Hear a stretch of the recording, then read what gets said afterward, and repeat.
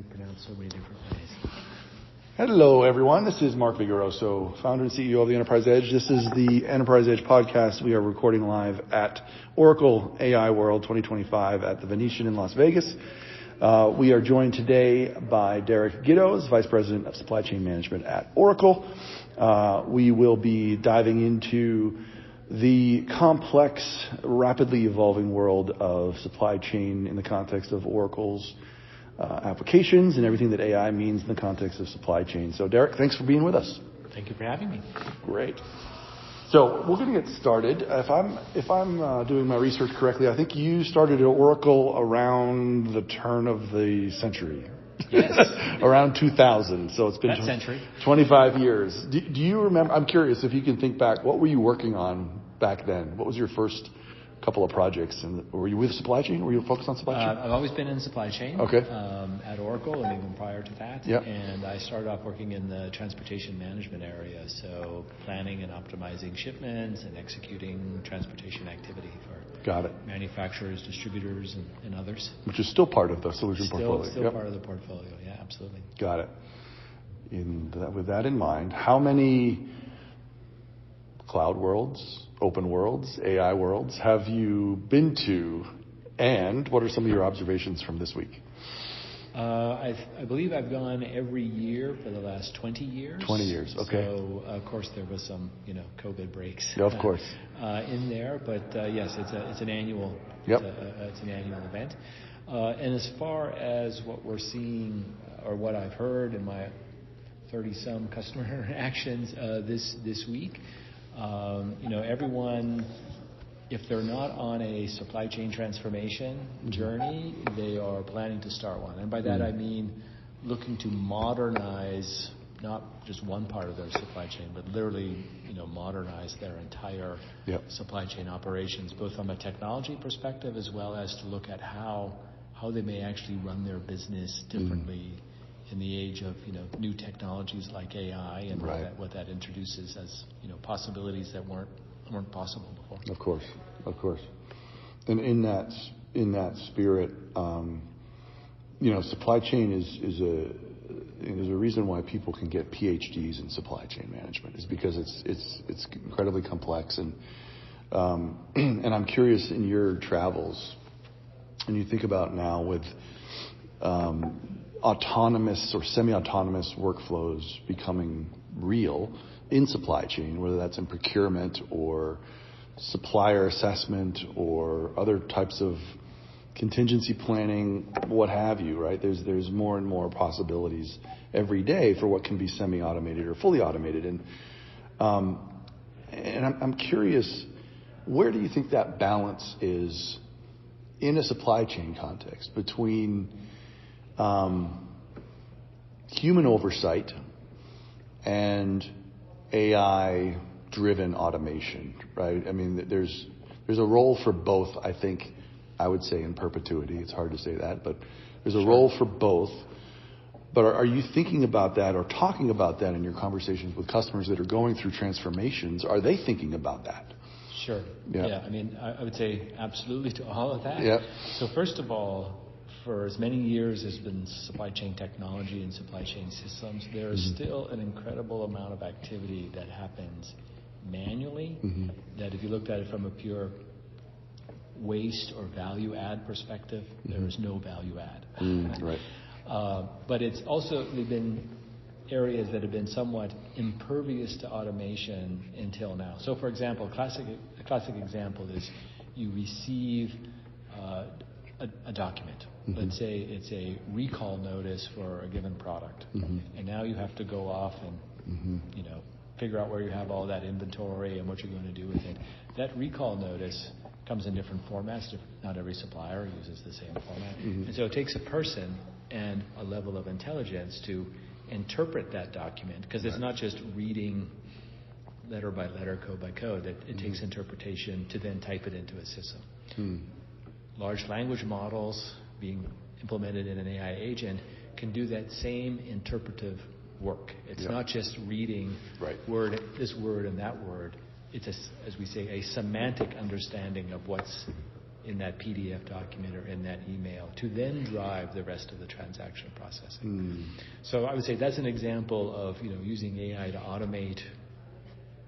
I mean, generally speaking, you don't want to have your highly paid staff doing a bunch of email swivel chair integration. You would rather have them figuring out how to solve a customer service issue, or how to improve the quality of your products, or how to launch new products into the market. So there's just an incredible amount of waste that can still be taken out. Yep. And there's still there's opportunities to look at doing processes in new ways, ways that you couldn't do before, by providing sort of a intelligence and connectivity between, let's say, what you're hearing from your customers and the feedback in your product versus what your product designers and engineers are being able to, I'm now getting the feedback of how my product is doing in the field, and therefore I can make adjustments to design and deliver even better products. Right. So in I like to think about supply chain as this like big multivariable math equation, right? Where you're trying to optimize across sometimes conflicting objectives, right? You're trying to figure out cost drivers, quality, risk, exposure, resilience, and a million other things, compliance, right? There's a lot of different variables, and I'm curious how Oracle in the supply chain software development area is thinking about orchestrating potentially multiple agents that should be sort of harmonizing, right? They should be doing that math faster than any human could possibly do, and optimizing faster than any human or perhaps previous software applications could do. So is that an oversimplification, or how are you thinking about the sort of the multivariable optimization in supply chain in the AI era with multiple agents that are coexisting? Yeah, I'll give you an example of one of the AI agent teams, because again, in the world of agentic AI, you can define agents who have a particular task or role, objective, and you can have a team of agents that are working literally collectively on a bigger process. So one example is, I get a notification from a supplier of one of the components I use in the products that I make. And the notification is this component is going end of life, and we're going to replace it with this new component. All right, now I want to be able to determine what is the full supply chain impact of now that I have to work this new component into my production. How many bills of material is that going to impact? How much of that supplier's existing product do we have on hand? And where is it? And what should we do with it? Should we use it all up? Or should we, return it? How much work in process do I have in manufacturing that's already underway? How much current booked or forecast customer demand do I have for that? And we work with customers on that particular use case where for one component change, it can literally be a multi-day, multi-week analytical exercise versus a team of agents that could do it in 10 minutes. Yeah, it's incredible. So the potential, and it's not that people don't know how to do the math, it's just when you have data spread out across many systems and you have to sometimes physically go around and talk to people, and these people need to run their reports so they can give you their number, and you take that number and you put it into this thing. Agents are mimicking that. It's just they can do it fast, far faster. And they'll be doing it, Friday night after everyone's gone home, and they'll be doing it, over the weekend when no one's there. So you can produce not only, I would say, maybe not necessarily better decisions, but you can make more consistent decisions, and you can make them quicker. And quicker as in like orders of magnitude quicker, not a few percentage points. Step quicker. function.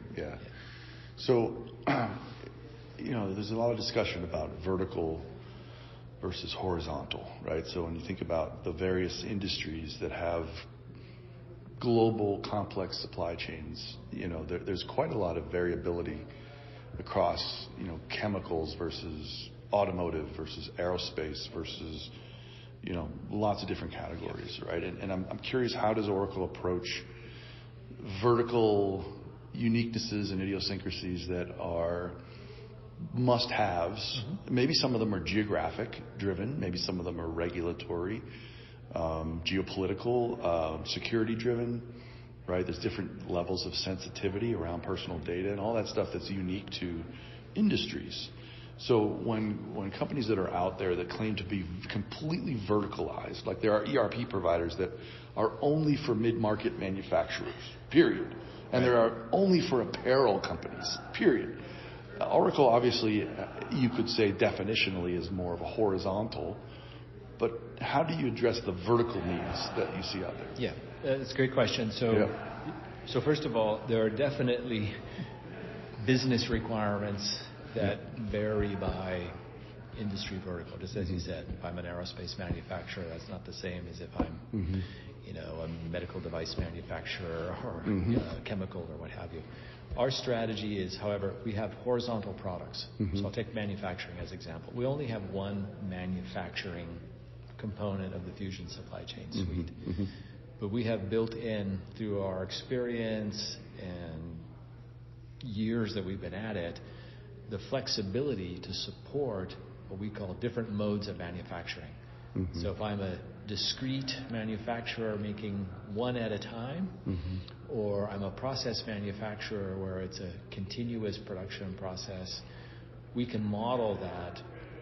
We can abstract those characteristics away so that it doesn't matter whether it's a discrete process or a process, or a discrete manufacturing model or a process-based. In fact, in some cases, companies will be both. It's a process-based until you get to the end where you're doing packaging, and ultimately it becomes a discrete item, a discrete container of fluid.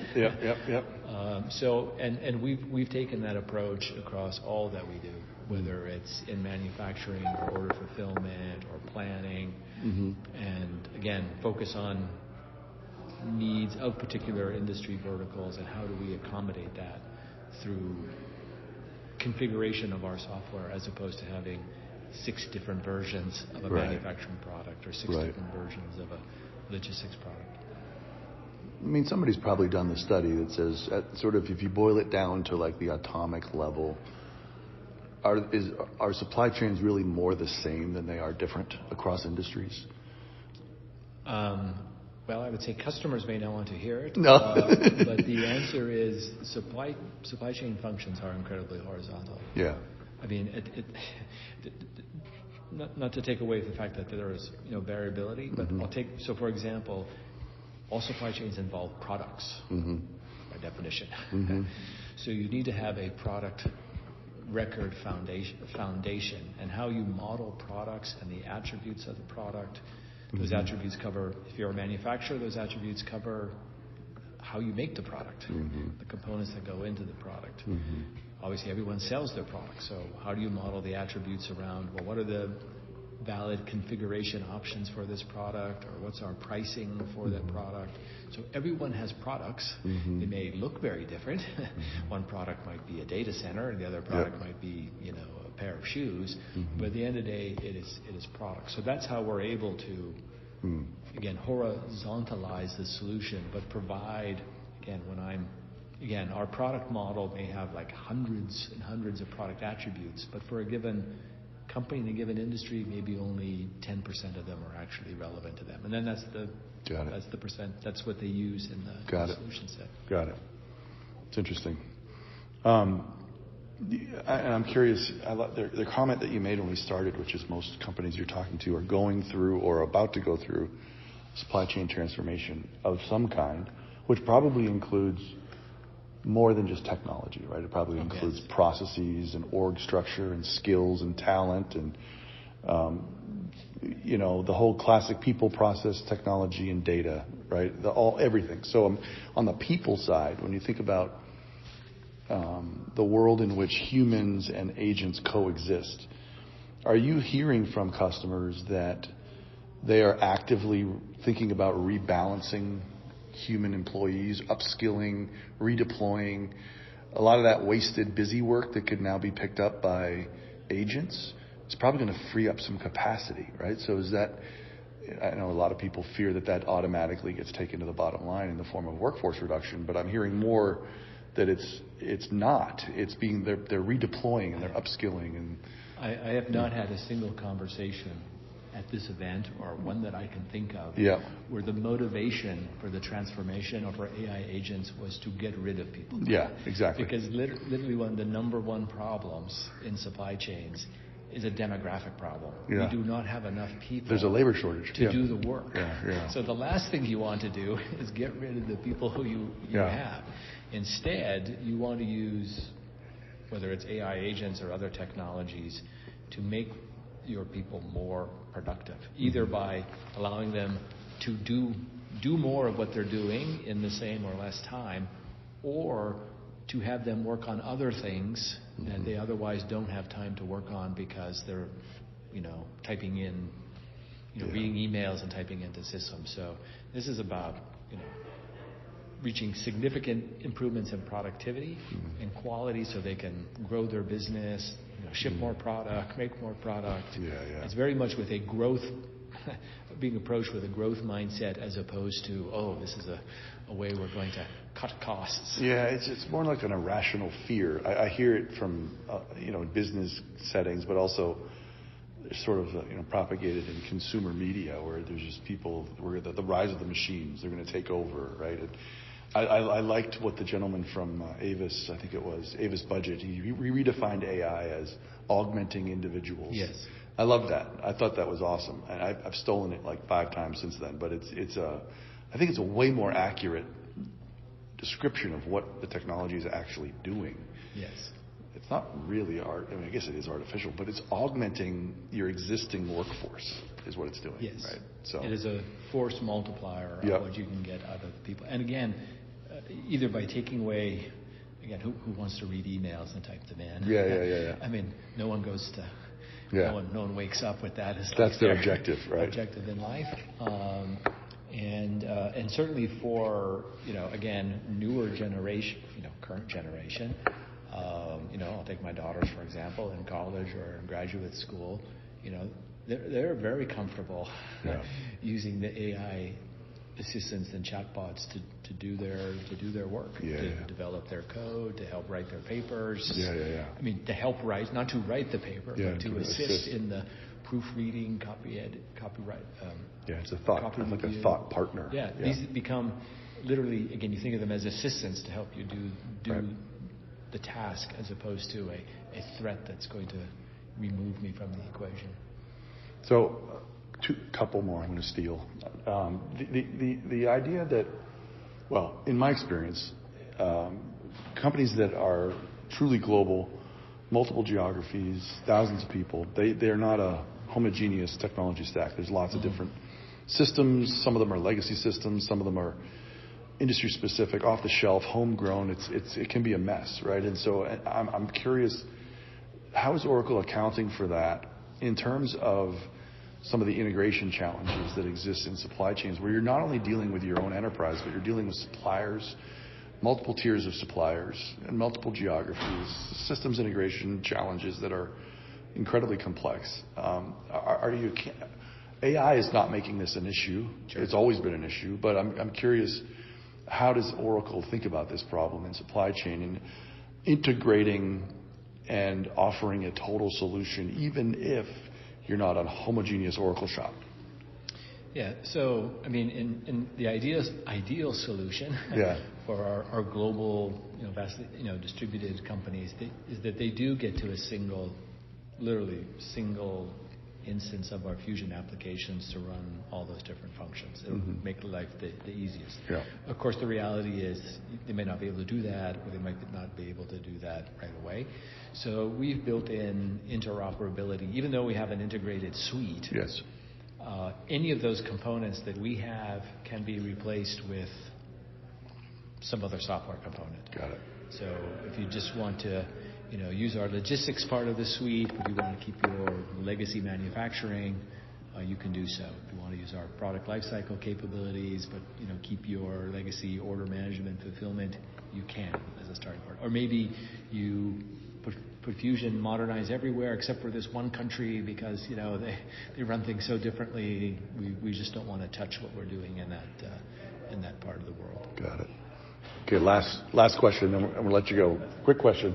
So resilience, supply chain resilience became somewhat in vogue after COVID, right? Yes. And I'm curious, in the years since then, what has come to production for Oracle or been released to specifically advance that cause of resilience? Are there any, maybe one or two examples of tangible capabilities that are contributing to that objective of being more resilient and responsive and not so reactive? Yeah, so I would say it comes in a couple of areas. One is through planning capabilities, so being able proactive to understand, for example, there's a tariff change. Mm-hmm. How can I model the impact of that tariff change either in my demand or availability of my supply? So being able to, again, proactively model impacts before the impacts arrive. Mm-hmm. And the second is through the introduction of AI agent technology. So again, being able to execute the analysis, understand the impact, and then actually, respond to that in a much faster way. Got it. Well, Derek, thank you. I've left you 2 minutes to get to your next meeting. Thank you so much for your time and your candor. I appreciate your experience and your insights. Thanks everyone for listening. Please be sure to share and like and comment. We value your input. Until next time, this has been the Enterprise Edge podcast, and we'll catch you for one more before the end of Oracle AI World. Take care, everybody. Bye-bye.